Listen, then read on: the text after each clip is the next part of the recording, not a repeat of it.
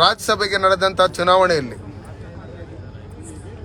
ನಾಜೀರ್ ಹುಸೇನ್ ಏನು ರಾಜ್ಯಸಭಾ ಸದಸ್ಯರಾಗಿ ಆಯ್ಕೆಯಾದಂಥ ಸಂದರ್ಭದಲ್ಲಿ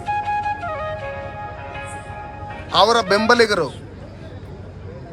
ವಿಧಾನಸೌಧದ ಚೌಕಟ್ಟಿನಲ್ಲಿ ಪಾಕಿಸ್ತಾನ್ ಜಿಂದಾಬಾದ್ ಅಂತ ಹೇಳಿದರೆ, ನಾನು ಈ ಮೂಲಕ ಆ ಪಕ್ಷದ ಅಧ್ಯಕ್ಷರುಗಳಿಗೆ ಮತ್ತು ಮುಖ್ಯಮಂತ್ರಿಗಳಿಗೆ, ಉಪಮುಖ್ಯಮಂತ್ರಿಗಳಿಗೆ, ಅವರ ಪಕ್ಷದಲ್ಲಿರ್ತಕ್ಕಂಥ ಪ್ರತಿಯೊಬ್ಬರು MLAಗಳಿಗೂ ಮಂತ್ರಿಗಳಿಗೆ ನಾನು ಹೇಳೋದಿಷ್ಟೇ, ನಿಮಗೆ ನಾಚಿಕೆ ಮಾನ ಮರ್ಯಾದೆ ಏನಾದರೂ ಇದ್ದರೆ ನಾಜೀರ್ ಹುಸೇನ್ನ ಇವತ್ತೇನು ರಾಜ್ಯಸಭಾ ಸದಸ್ಯರನ್ನಾಗಿ ಆಯ್ಕೆ ಮಾಡಿದರೆ ಕೂಡಲೇ ಅವ್ರನ್ನ ಸಸ್ಪೆಂಡ್ ಮಾಡಬೇಕು.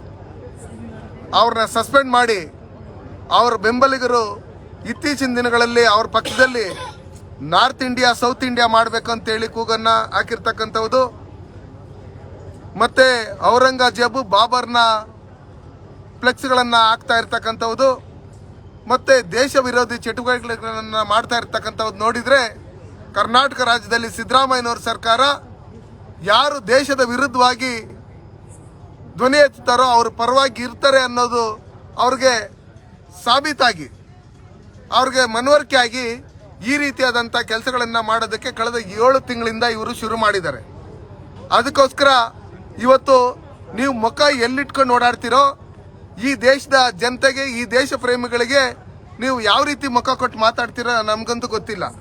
ನಿಮಗೆ ಮಾನ ಮರ್ಯಾದೆ ಇಲ್ಲ ಅಂತ ಹೇಳಿ ನಮಗೆ ಈಗಾಗಲೇ ಗೊತ್ತಾಗ್ತಾ ಇದೆ. ನೀವು ದೇಶದ ಜನತೆನ ಕ್ಷಮೆಯಾಚನೆ ಮಾಡಬೇಕು.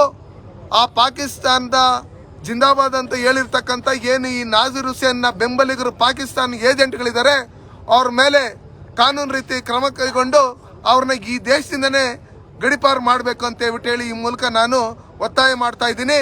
ಈ ಪಾಕಿಸ್ತಾನಿ ಏಜೆಂಟ್ಗಳೇನಿದ್ದಾರೆ ಈ ದೇಶದ ನೆಲ ಜಲ ಪ್ರತಿಯೊಂದು ಸವಲತ್ತುಗಳನ್ನು ಪಡ್ಕೊಂಡು ಈ ದೇಶದ ವಿರುದ್ಧವಾಗಿ ಮಾತಾಡ್ತಾ ಇರ್ತಕ್ಕಂಥವ್ರು, ಈ ಧರ್ಮದ ವಿರುದ್ಧವಾಗಿ ಮಾತಾಡ್ತಾ ಇರ್ತಕ್ಕಂಥವ್ರು ಈ ದೇಶದಲ್ಲಿ ಇರೋದಕ್ಕೆ ಯಾವುದೇ ರೀತಿಯಾದಂಥ ಅರ್ಹತೆ ಇಲ್ಲ.